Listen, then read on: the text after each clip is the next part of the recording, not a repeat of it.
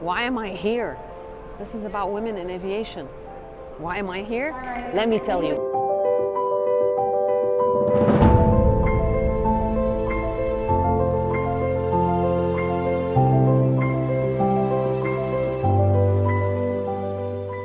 Why am I here?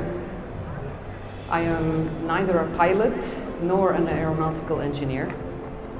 I am neither air traffic controller nor aircraft mechanic. I am not an aviation doctor nor an aeronautical designer. So why am I here? Well, I'm here because every day I am surrounded by tens of young girls searching for answers and dreaming big. And every day our job is to lift them up and help them in their search. I will not reference statistics or highlight the first woman who ... I'm sure you know the numbers, what they are, and what we call in education areas for improvement. And I dream of a day where we normalize women achievements without classifying them as firsts and instead as standard. I am here because we need to work together to encourage our girls to take risks. We need to boost their self-confidence, and we must become their greatest advocates. We have to fuel their excitement with our own. We must believe in them so that they can believe in themselves. We must support them and inspire them, and we simply must lead by example. I am here to tell you that they are watching us. And we have a responsibility to lift each other as women so that they can emulate our compassion and respect for each other, our mutual admiration and kindness, and adopt them as they move forward. So while we look to inspire them to dream big and venture into fields in science and technology and aviation, let us not forget that we need to model a world where women lift each other. We are our greatest supporters. We are our own ultimate advocates. It is difficult to be in a race with men. Let us not add women to the mix. Let us realize the responsibility that is bestowed upon us to lead by example and live our lives by making that a permanence in all that we do. I am here because I come from a family where some of my greatest supporters are the men in my life. And I'm a firm believer in the power of he for she. But I also believe we need more she for she. It is time for girls to shine. It is up to us all, in education and everywhere, to help every girl to find her voice. We often underestimate the power of a school-age student when they are given a voice. I see it every day when I talk to them, both boys and girls. They will blow your mind with their commentary and will dazzle you with their young wisdom. I am humbled every day to be around them and understand the privilege I have to be able to spend time with them. And yes, I am at ease knowing my future and the future of my grandchildren, inshallah, is in their hands. Therefore, I am here because I urge you all to add school visits to your agendas and have roundtable conversations with these children and hear them out. Ask them the questions you are wondering about. Let them tell you why they want to be a pilot or why they are afraid of becoming an engineer. And how come they don't know that there's something called aviation medicine? And by the way, I'm very proud because Dr. Nadia is one of my students. You will be amazed by their conversations and humbled by their thoughts and thought processes. And when you are done, you will walk away with more epiphanies than you expected, and a few ideas you didn't even imagine. You want to encourage more girls to explore and pursue careers in aviation? Come tell them how cool it is. Come hear their fears or concerns and address them. Come listen to their questions. Come talk to them.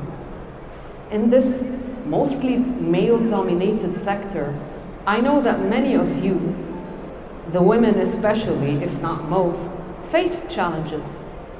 You overcame obstacles. Your struggles have paved the way for young girls today to have a better chance at moving forward.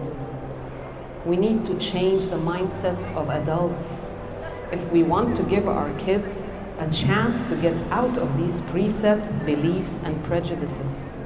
We often overlook how biases and stereotypes are inherently planted in our psyche.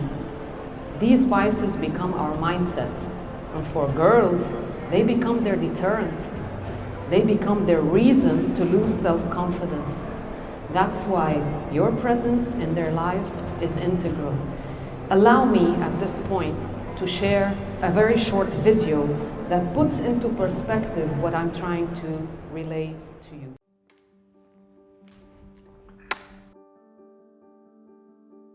Hi, Erin. Hi. Okay, so I'm gonna just give you some actions to do. I just do the first thing that comes to mind. Show me what it looks like to run like a girl. My hair. Oh my God. Show me what it looks like to fight like a girl. Now throw like a girl. Aw. My name is Dakota, and I'm 10 years old. Show me what it looks like to run like a girl. Throw like a girl. Fight like a girl. What does it mean to you when I say run like a girl? It means run fast as you can. So do you think you just insulted your sister? No. I mean, yeah, insulted girls, but not my sister. Is like a girl a good thing? Actually, don't know if it's a bad thing or a good thing. It sounds like a bad thing. It sounds like you're trying to humiliate someone. So when they're in that vulnerable time between 10 and 12, how do you think it affects them when somebody uses like a girl as an insult? I think it definitely drops their self-confidence and really puts them down, because during that time they're already trying to figure themselves out, and when somebody says you hit like a girl, it's like, well, what does that mean? Because they think they're a strong person. It's kind of like telling them that they're weak and they're not as good as them. And what advice do you have to young girls who are told they run like a girl, kick like a girl, hit like a girl, swing like a girl? Keep doing it because it's working. If somebody else says that running like a girl or kicking like a girl or shooting like a girl is something that you shouldn't be doing, that's their problem. Because if you're still scoring and you're still getting to the ball on time and you're still being first, you're doing it right. Doesn't matter what they say. I mean, yes, I kick like a girl and I swim like a girl and I walk like a girl and I wake up in the morning like a girl because I am a girl. And that is not something that I should be ashamed of. So I'm gonna do it anyway. That's what they should do. If I asked you to run like a girl now, would you do it differently? I would run like myself. Would you like a chance to redo it? Yeah.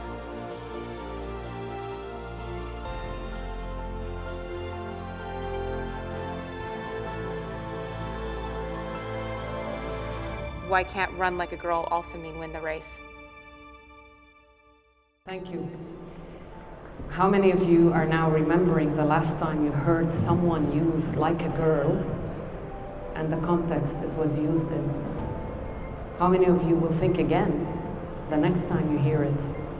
And how many will now redirect others about it as well? I just wanted to give you something to think about, because words have a lasting effect that may impact choice and discourage children from realizing their potential. Try other sentences that are similar to like a girl.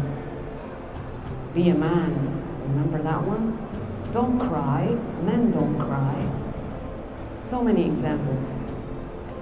If we want our girls to shine, we must become the fuel that lights their fire. If we want our girls to lead, we must magnify their voice and we must listen. If we want our girls to rise and become makers of change, We must allow them to be proud to be girls first. Do you remember your days in school?